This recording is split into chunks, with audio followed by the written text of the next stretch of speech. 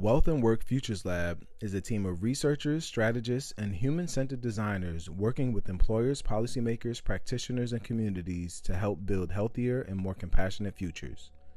In today's conversation, we explore the importance of grief literacy and discuss a toolkit being developed to help young people, employers, and communities better understand, navigate, and embrace grief in all its forms. We hope this conversation creates space for reflection, connection, and understanding. Thank you for listening, and if you would like to learn more or get involved, we invite you to reach out. So I gotta stop because now I'm looking at you laughing now because you turned serious. You turned serious. I'll try to be professional. All right. See, you usually the one clowning, and I'm the one clowning now. Okay, my name is Kevin Carter, and I am the Senior Research and Practice Fellow and Wellness Director with the Wealth and Work Futures Lab. And my name is TJ Dean, and I am the Director of the Media Design Fellowship at the Wealth and Work Futures Lab. What we're really working together on is looking at how grief literacy is a significant issue around learning about what grief is, how it impacts people, and then even more importantly, figuring out how we help facilitate people caring about each other around that issue, which is pretty significant for all of us. Mm-hmm. And I mean, just to add to that too, broadening grief literacy right across Philadelphia, and making more people grief literate in the way that we've done in our own program, right? With the fellows and even with staff members, making us more grief literate helped us to realize like, oh, this is something that everybody needs, especially young people in Philadelphia and the people who work with young people. Absolutely. When we're talking about grief, we're actually talking about death and non-death related loss.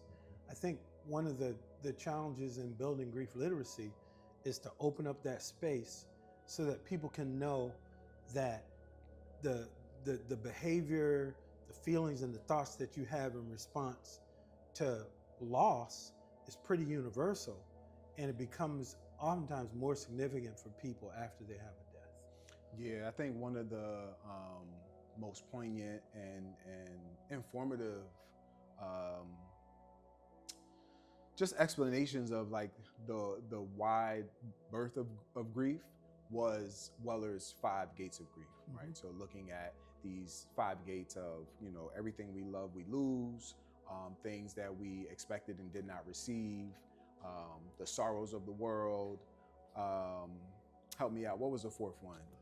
The 4th one, I'm blanking on it right now because we always talk about ancestral grief in the 5th gate, but it'll come to us as we go through the conversation. But like being able to understand grief in these different formats outside of just loss, of death loss, right? And understand loss through the eyes of the anticipatory grief that I have for my children growing up, right? And the grief that I feel in that space. The grief that we might have around like job transitions and or even now, which I think is very relevant to Philadelphia, all of the grief that we've seen the young people expressing at the closing of their schools. That being able to understand grief in that wider context has been really powerful. And I think as we're talking about grief literacy across the city, like we want to make sure that people understand the vast experiences of grief that they're having, so that they can then act on it and actualize themselves around what do I do with grief, right? How do I move it, and how do I recognize when I'm experiencing grief? And that response reminds me of something significant that the fellows really, I think they taught us that, and I think that 4th gate is it's not everything you love you lose, but the things that you were promised and you thought and you expected you were supposed to have and you never received. And that emerged as a constant theme for them because they're looking at the things that they've done in their life, their education, their work, and the promise that they feel that was made to them is a huge challenge as things begin to change economically, change socially, and as well as looking at the environment. So that was one that always comes back in our conversations, and they remind us that when we're working with people in general, we need to highlight that. Yeah, absolutely. When we talk about loss in Philadelphia right now, obviously the big thing, the headline is around gun violence, and a lot of our young people are experiencing a lot of grief around that kind of death loss. It's very prevalent, sometimes more prevalent than we recognize. And as a teacher, I had very close, very close relationship to that through my students, and reading it through their work and seeing it in the classroom. uh, it just became very clear of like how prevalent it was in their lives. Not to sensationalize it, but just in a way that it was like, this is really touching a lot of our young people. Beyond that, especially related to COVID, the losses there in terms of closeness and social skills, right? A lot of young people are struggling with depression as a result of COVID. They're struggling with how to socialize, especially those young people who were going through like their formative years when COVID hit. A lot of them are struggling with, how do I interact with my peers? How do I build bonds? Because they were so isolated during that time. And then also we see loss just in terms of learning, right? Yes. A lot of our young people are so far behind. They were already behind because of gaps and shortcomings in the school system. COVID just exacerbated that a lot. And then now, as they're trying to prepare for the next level, whether that is college or whether that's work, those gaps are really starting to show up and make that transition even harder. I think one of the things that's deeply embedded in what you just brought to the picture is young people oftentimes articulate loss of safety. So loss of places to go where they can enjoy themselves, loss of kind of like psychological safety. So even when there might not be a death, or even when there is a death, having space to express themselves and be able to get those emotions out, but also just to be vulnerable, they're noticing, and we're noticing, how that shrinks, particularly around grief, because of the weight of it, but also people's sometimes fears about what talking about grief and dealing with grief might bring up for them. And it also makes me think about the loss that a lot of people felt through death loss with COVID, with losing a lot of their elders, and then the loss of that knowledge, the loss of those relationships, and then even the toll that that loss might have taken on young people's parents, and then how that impacts the household, watching your parent go through their own grief around their loss, and then now as a young person trying to navigate that within the household. That's another form of grief that, I don't know if it's getting enough attention. And I love that too, because part of what we're trying to do with the toolkit is to look at intergenerational care, but also helping people make that connection between, okay, there may be something that happens in your home and in your community, and then when you go to a setting related to work or other kinds of things, those things don't stay there. They come there with you, and being able to recognize that as a person and as families and as communities, that grief moves with us is really important. What do organizations get wrong about grief work? I think one of the things that I think we often get wrong is that there's a sense of urgency to fix something. And grief is really not something to be fixed. It's actually something that we need to make space for. And in fixing, people are kind of putting people on a timeline. So if someone has a loss, let's say it's not a death-related loss. Let's just say a person loses their home and moves out of a community that's significant for them. That may cause some confusion for them, some disorientation, and also may have some impact on the work. But people want them to kind of get back in order, get themselves straight so that they can be productive. But that's kind of counterintuitive to how the mind, body, brain works. So I think the urgency of fixing is number one. And I think the other piece is that by not dealing with it and talking about it, it's going to go away. And by ignoring grief, I think at some level it exacerbates the impact of it. And employees, again, begin to look at, is this a place where I can be safe in my mind, in my body, and in my connections to other people? And when that grief is acknowledged, sometimes that gives people more stability in the workplace. Yeah, and I was going to name the same thing, particularly the second point that you made around ignoring it, because I think the thing that I've saw the most in terms of people getting it wrong in the workplace is that they just ignore it, right? Mm-hmm. They don't want to address it. They think that maybe it's not their place, or they don't feel like they have the capacity. And a lot of people just don't know how to work with grief, are afraid of their own grief.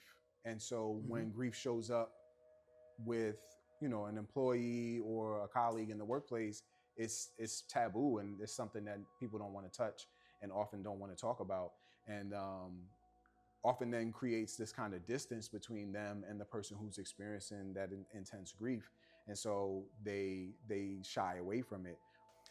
I think in organizations, in communities, families, and in relationships in general, when you're looking at trying to make some change around grief, I think the underpinning of what we're trying to do with the kit kind of gets there. Mm-hmm. Is how do you begin to build some level of awareness of what grief actually is, how it impacts your body, not just your physical body, but the body of your organization, the body of your family, the body of your community, and beginning to really slow down enough to start noticing. And then get a sense of what you're noticing, and then start to communicate about that before you take any significant action overall in your organization.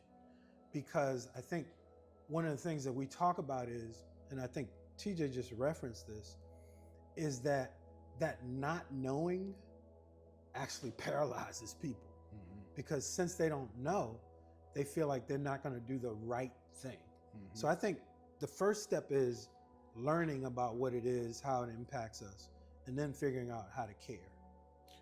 Kev nailed it right on the head, that there's this, you don't know what you don't know.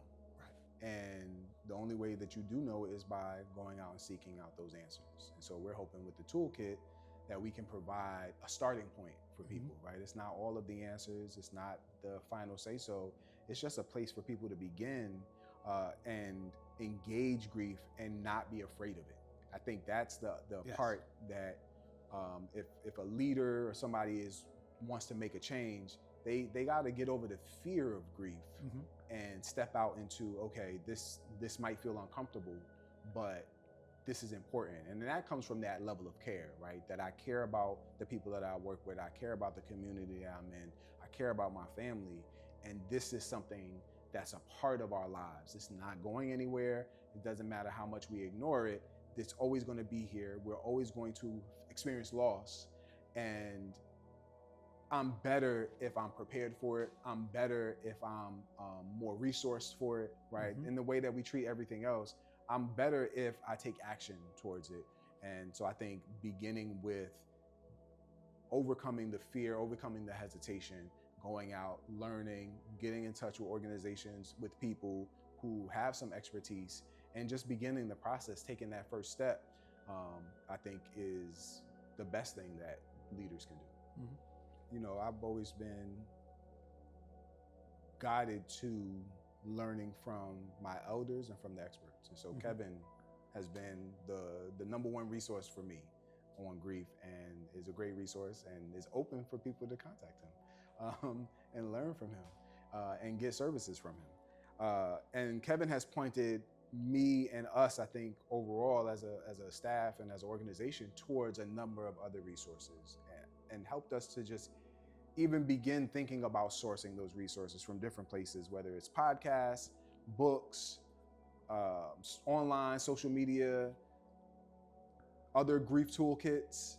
There's just a wealth of resources that Kevin, being an expert in this field, has exposed the rest of us to, that I think allows us to then kind of go down those rabbit holes to learn more on our own.